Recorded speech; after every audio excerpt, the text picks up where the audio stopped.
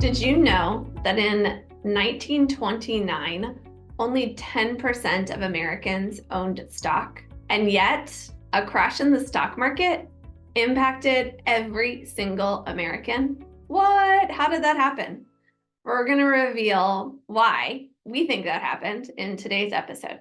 First, I want to tell you a story about Alex. In the bustling city of New York, Alex, a recent college graduate, landed a job at a prestigious bank in the summer of 2001. Excited to embark in a career in finance, Alex dove headfirst into the world of banking. But lurking beneath the surface was a shift in the financial landscape.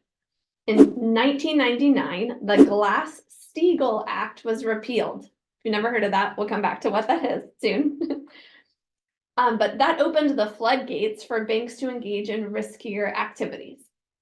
Unbeknownst to Alex, this deregulation would soon impact their life in ways they never imagined. As years went by, Alex climbed the corporate ladder, blissfully unaware of the brewing storm in the financial sector. Then, in 2008, the housing market crashed, triggering a global financial meltdown. Overnight, Alex's once promising career came crashing down. The bank they worked for collapsed under the weight of toxic assets and risky investments. The bank was too big to fail and was bailed out by the government. But Alex's job wasn't bailed out. Left unemployed and disillusioned, Alex struggled to make ends meet in the aftermath of this recession. It was a harsh wake-up call for Alex, who realized the devastating consequences of deregulation. As they navigated the turbulent job market, Alex vowed to advocate for tighter financial regulations to prevent others from facing the same fate. In the years that follow, Alex became a vocal advocate for financial reform, using their experience as a cautionary tale. Their career trajectory had been derailed by the repeal of the Glass-Steagall Act, and Alex found purpose in fighting for a more stable, equitable financial system. In a world where chaos seems to reign supreme, where uncertainty lurks around every corner, and financial markets are now more unpredictable than ever, there's one place you can turn to find clarity and control. Welcome to the Wealth Wisdom Financial Podcast. Hey, I'm Brandon. And I'm Amanda. Join us as we dive deep in the world of personal and business finance to assist you in navigating through the chaos and building the financial future you deserve. We believe when conventional financial thinking doesn't get you where you want to go, you need wealth wisdom. So if you're ready to take control of your financial destiny, tune in to the Wealth Wisdom Financial Podcast. Because in a chaotic world, your money shouldn't be. Subscribe now and never miss an episode. Thanks for joining me today. It's just me and you. I feel really strongly about what we're going to share today. This is Foundation 9 of 12 foundations that we're currently in the midst of a series on. We've kind of been building up. This might be the climax, but there's also some really good things in Foundations 10, 11, and 12. So I'll let you decide if this is the climax or not of our series. Today's episode is, I think, one of the most critical changes that's happened in the past 100 years in our financial system that hardly anybody even knows about. I mentioned the Glass-Steagall Act earlier. This might be the very first time that you're hearing about this act, and yet I know it's touched your life in one way or another, maybe dramatically like it did with Alex, or maybe in very subtle ways like we'll talk about very soon. This is super important stuff. So I'm going to nerd out a little bit on history and laws and whatnot. I hope that you'll stick with me for this because I think this could dramatically change your financial future if you understand what is happening here, and not just understand it, but change something. So if you think you've already got this figured out, I invite you to set that aside for a second and think of how could you do this differently or better? What little nugget can you take from today's conversation that you can keep building off of and find a better financial future, a brighter financial future for yourself. Okay, deal? Okay, here we go. So if we go back in time to the Great Depression, right, 1929 into the 1930s, that Great Depression, you'll find that there were a bunch of laws that were passed to help avoid a similar economic failure in the future. Like we talked about in the last episode, there were lots of congressional hearings. They were trying to figure out, why did this happen? What can we do to prevent it from happening? And one of those laws that ended up getting passed is called the Glass-Steagall Act. This law clearly separated banks, investment firms, as different financial institutions. In fact, if a business was a bank, they couldn't be an investment firm, and vice versa. And then in 1956, another law was passed to clarify that when and if banks could also offer insurance products. And so there were banks, there were investment firms, and there were insurance companies. And these were not to be intermingled or intertwined. You chose a lane and you stuck in your lane if you were one of these things. And this was common practice, common knowledge. This is what happened. If you walked into a bank, you were there to do banking. If you walked into an investment firm, you were there to do investing. Those were very different things. And then of course, if you walked into an insurance company, you were there to do insurance, right? Or if you are approached by a financial professional, they could talk to you about banking, they could talk to you about investing, they could talk to you about insurance, but they rarely could talk to you about the same thing because they were representing one of those institutions and they're actually restricted from talking about something else other than what that institution that they were working for allowed them to talk about. Well, over time, the enforcement of this act became lax. By the 1980s, there were financial institutions that were separate in name, like they were going by the letter of the law, but they were not going by the spirit of the law. They were separate in name and structure, but partnered to do multiple types of financial activities. Some of them would even use the same financial advisors to sell the products of an investment firm and an insurance company in combination with each other. This is when we heard buy term and invest the rest. That's two different financial products in the same phrase coming from the same financial advisor. That would not have been okay. And yet that's when it started happening in the 1980s. So the firm, the company, they were different in name, but to the consumer, they were the same, right? Most people had no idea this person is talking to me about buy term and invest the difference. They couldn't actually talk to me about that according to the law, but here they were. It became hard to keep these institutions in one box and not in another. So by 1999, the Glass-Steagall, parts of the Glass-Steagall Act were repealed. And all of a sudden, it was perfectly legal to do banking, investing, and insurance all under one roof. So today, you might walk into a bank and they can talk to you about your 401k, your IRA, they can offer you investment products, and they might even be like, do you have life insurance? Do you want to talk about that?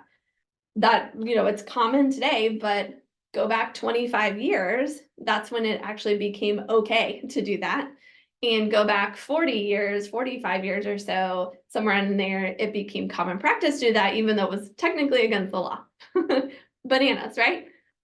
Well, here's where I enter the story. Kind of like Alex from the story before. I started working actually the summer between high school and college in 2002 at my first job.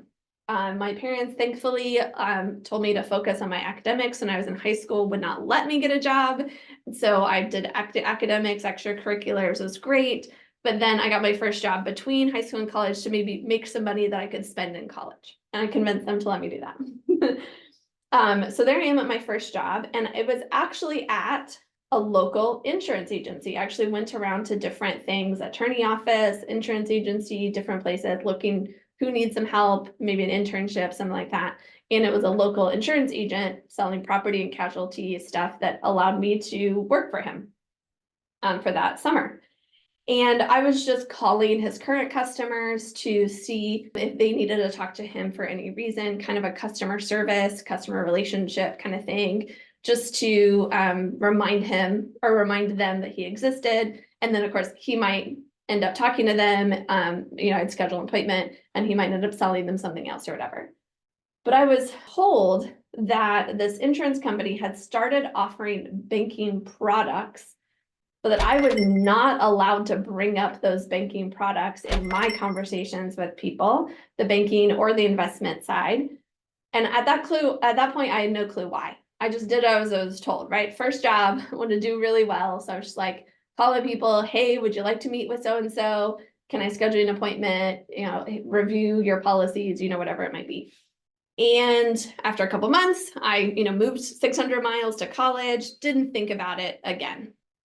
And actually after college, went into the nonprofit sector. I had my own insurance, right? Health insurance, insurance for my car, all those kind of things.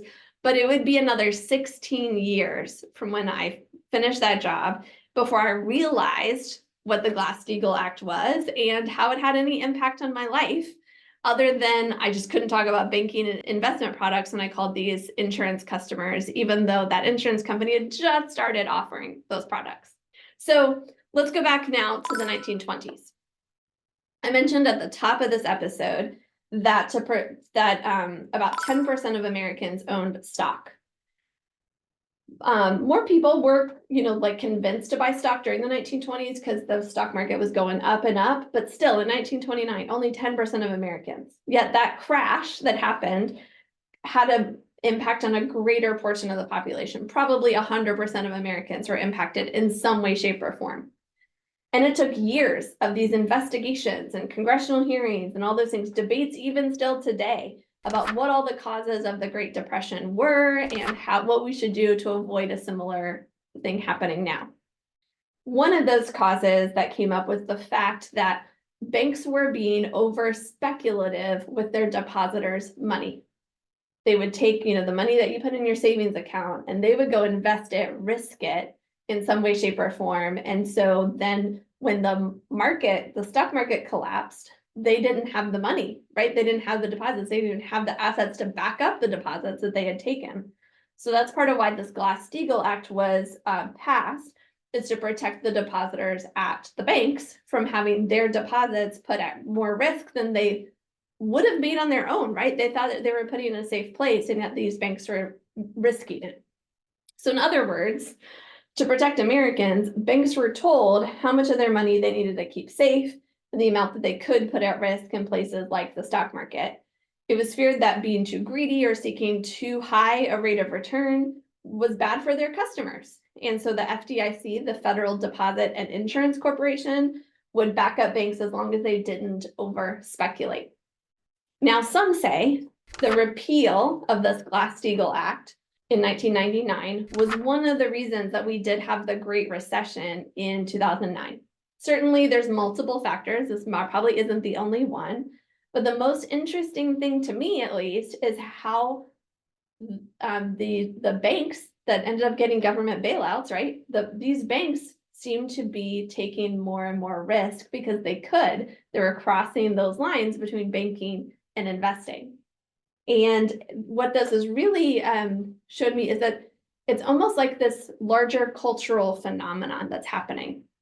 In the 1920s, speculation was on the rise everywhere. I said, 10% of Americans owned stocks at that point. Beginning, in the 1910s or whatever, less Americans owned stocks, but also people were buying more real estate, land in Florida, things like that. In the 1920s, people were speculating a lot. And I feel like today the same thing is happening. We hear common phrases like, you gotta speculate to accumulate, no risk, no reward. They're thrown around like truth, when I believe they're far from it. Sure, investment firms want you to believe that, so you'll invest your money with them and they can make their fees and whatnot. But is it true 100% of the time for 100% of individuals and families? Probably not. During the Great Recession in the 2000s, the Basel Committee on Banking Supervision, which is a group of banking authorities from around the world who give guidance to a globalized banking and financial marketplace, they have these things called the Basel Accords, and they updated them to set new parameters for the risk that banks can take. Their aim was to avoid another major financial banking and crisis, or just financial crisis in general. If you've zoned out for a second, come back to me. Here's what I find the most interesting about this quick, high-level history lesson. With these Basel Accords, they recommend and require almost banks to have multiple tiers of reserves, some safer and some riskier. And for those reserves, they say this is percentage you may have safer, this percentage you can put at risk. We don't want to stop you from taking some risk, but we want to limit how much risk you can take. And yet, conventional thinking tells individuals to keep very little safe, and that risking money in the stock market is the only way to build wealth. While the banks and the bank regulators know that that doesn't work for banks, so why do people believe it's true for them, their families, their businesses? In last week in Foundation 8, we talked about how we could use banks for their convenience without paying too much in terms of the compounding interest on credit cards and that kind of thing. This week, I want to highlight that while Wall Street and investing might seem like the alternative, it's not. Banking and investing are part of that same system. So much so that an international committee needed to set parameters on banks and how much they can speculate. The alternative system that we mentioned briefly last week is one in which banks are the largest participatory group. Let me tell you this, let me say this again. If you're looking at what the banks do with those reserves, if you look at the safe tier of what they're doing with that safe tier, they're required to have, and they're required to put a good chunk of their assets in, it's in this alternative system. In fact, the larger the bank, the more likely their reserves are in this system. If you want to fact check me on it, reach out to me. I'll send you the links. I'll prove it to you. One of my favorite mantras has become, do what the banks do, not what the banks tell you to do. Do what the banks do, not what the banks tell you to do. And I learned that phrase from some really awesome people that do some things called infinite banking, or bank on yourself, that really pour into this alternative system and building that up for average Americans. Millions of Americans are part of the system, and yet you won't hear about it on mainstream media. You'll even be told by financial gurus that this is not the place to go. And I have to question motives, right? Why? And why not? So this week, I don't want to get into a whole big debate. I want you to kind of look at your assets. Think about these three places: banking, investing, and insurance. And how are you participating in these three? Are they separate? Are they commingled? What does that look like for you? And maybe start thinking about what you might change about where your assets are, where your debts are. Think about things like safe, predictable, accessible anytime you want it to be, without lack of control or access, right? Maybe give a tentative percentage to how much you want in these different systems or in different types of assets. You can always adjust it over time, but I want to invite you to kind of think through, what might that look like as you engage in the financial system? How much do you want to be engaging in different places? Before we conclude, I do want to give you a heads up. Most people think they know what the banking system is. Most people think they know what the investing system is. We've busted up a little bit of what those actually are and how they work. The third one, the insurance system, is probably the most misunderstood part of the financial world. And in the next episode, we're going to dig into more of what insurance is and how you might be surprised when you dig into some opportunities within the insurance realm that you had no idea even existed. So stick with us, hit that subscribe button so don't miss an episode. In the meantime, I've got two invitations for you. The first one is all the things that we've been talking about are in this great book, 5 Smooth Stones. It's actually been right here over my shoulder the whole time.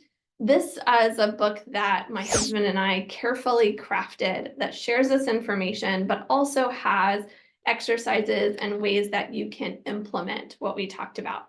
So I said, like, what percentage of your money do you want at risk? How much do you want safe and accessible? All those kind of things. We actually have an exercise in the book that goes through some questions to ask to help guide you through that process, as well as some exercises that help you think through ways that you can be improving your financial life with as much budgeting or not as you want, and really looking for how can you make a small, easy change that helps you get to the future that you want. So there's some, each is a 12-week journey through these 12 principles with action items and ways to continue to build your financial future on your own terms and so forth. So I invite you to check this out. You can get a physical copy, or at the link, we also have a digital version as well. And then I have one more invitation for you. You're not meant to do this alone. Here's how you can get some more support that's individualized as well.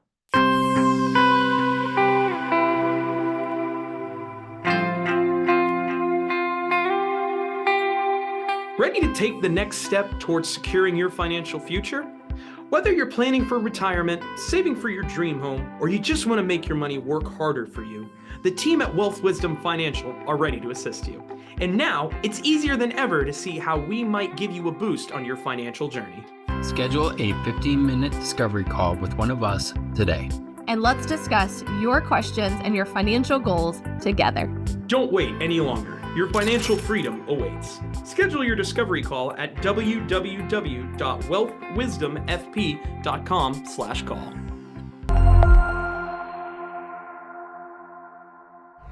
Okay, I hope that you will take us up on one of those offers, whether it be getting your own copy of the book or going ahead and scheduling that 15-minute discovery call with us. Here's a tip.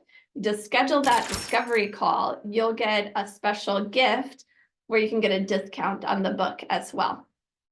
So if you're trying to choose which one should I do, recommend the discovery call. It's complimentary. It's only 15 minutes of your time, and you can even save on the book if you do that as well. Okay, hit the subscribe button so we can keep building off of what you've gotten so far in Foundations 1 through 9. We got 10, 11, and 12 left. I hope you'll join us for those, and may you live long and profit. Topics presented in this podcast are for general information only and not for the purposes of providing legal, accounting, or investment advice. On such matters, please consult a professional who knows your specific situation.